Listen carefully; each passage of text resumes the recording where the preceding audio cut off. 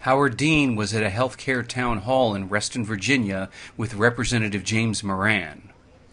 After opening remarks by both of them, they did a Q&A with the audience. There are three problems that we have to fix, and regardless of whether you're a conservative or liberal or Democrat or Republican, I think you'll agree we have to fix them. One is that health insurance is 70% more expensive in this country than it is in the next three most expensive countries. That's harming our economy and it's harming our businesses.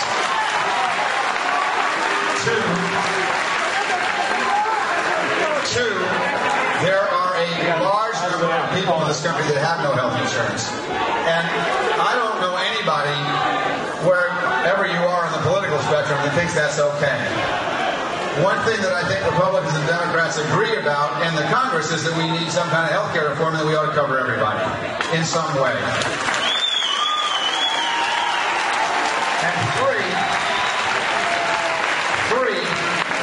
the way that we pay for health care in this country leads us to do a lot of things that aren't necessary. There's an enormous amount of stuff that we do to people at all ages, from the oldest to the youngest, that we do because people like me get paid because we do them. And in many systems of healthcare around the world, they have a different kind of payment system, which leads that country to develop what we call a wellness model instead of an illness model, which is what we have in this country. Now, I think most people agree with that. And we'd rather pay for people for keeping us healthy instead of getting paid as soon as we get sick. That we spend too much and we ought to be more in line with what other countries spend. And that we have an awful lot of people that ought to have health insurance, some of whom have it through don't have it for no fault of their own. Now I'm going to say two more things. The first is why I believe so strongly in this. When I was practicing medicine, this is probably about 20 years ago, I guess, a woman who was about 35 years old came to me, who was pretty healthy, that I had known for a little while. And she said that she was increasingly thirsty, losing weight, having to urinate a lot. And it turned out, after some tests, she had diabetes. That was about in February. By May, her insurance companies had discontinued her insurance. I don't think that's right. And somebody needs to do something about that.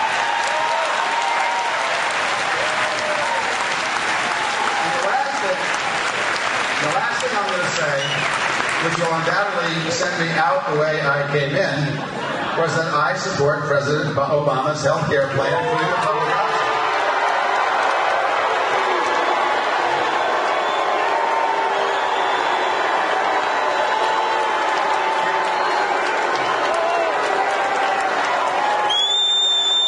Jim has told you all the reasons why.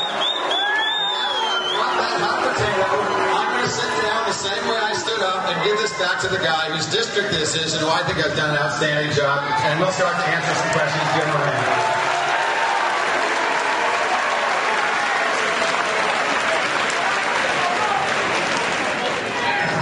All right, Governor, now the fun begins. Gail Reuter. Gail, incidentally, is my office manager scheduler, and she, so you'll oftentimes hear her voice when you call her office. Gail, we have 3 boxes here. We're going to pick the first question, and then we're going to announce the second so that people can make their way to the microphone to save time. So,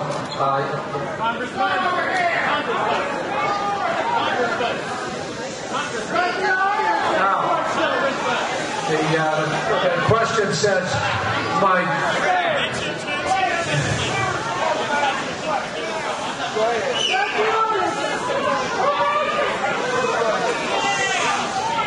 the first question is, my brother lived in France for 10 years. Yeah, I don't see, there it is. Sarah Stott. Sarah Stott. Sarah Stott? There's Sarah Stott. Why don't you read it, or you can paraphrase it yourself this time.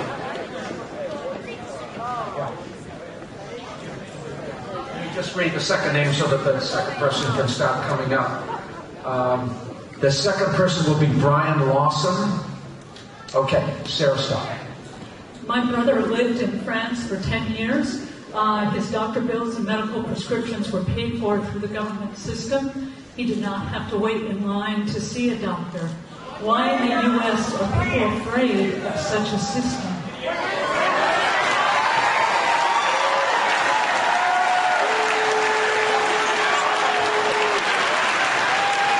Look, change is hard. The reason that the Europeans have the system they have is because basically their healthcare system was destroyed during World War II, and it was put back together in a government by the government. The system in Britain was actually put in by one of the most conservative prime ministers in Britain's history, Winston Churchill. And the reason was that when the system was destroyed in the bombings, they commandeered all the hospitals and put them all together to try to get people through the war, and they did. And so they started from a different place. We started from an employer-based system because in our country we only were attacked twice, once in the Aleutians and once in the Hawaiian Islands. Our system was not destroyed, and the reason that our system is the way it is today is because a lot of employers were prevented from giving their employees wage increases during World War II because of inflation and because of wage and price controls, and they made it up to their employees by giving them more benefits. So we evolved an employer-based system in this country. The European countries involved a government-run system in their country because of two different circumstances. It is hard to change. A lot of this debate is about change. And the one thing that any doctor can tell you about change is that you never make real changes until the pain of staying the same exceeds the fear of change. And I think the pain of staying the same has exceeded the fear of change. Well, that's what I mean. What a thoughtful, articulate response. And many people aren't fully familiar with that. Which is Brian Lawson? Brian Lawson, yes, sir. Jessica Abramson is helping us with the microphones. Go ahead.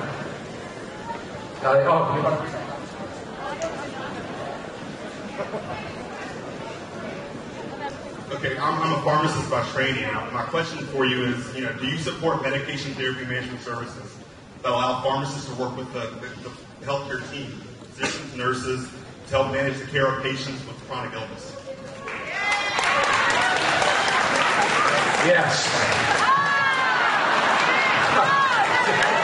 Governor Dean responded in a comprehensive way, yes. Yeah, go ahead. One of the deals here is that there are a lot of people who practice medicine in this country besides physicians, and if we're going to keep the cost down, you've got to use people like pharmacists and nurse practitioners to do more care. That's going to make a big deal and will reduce the cost.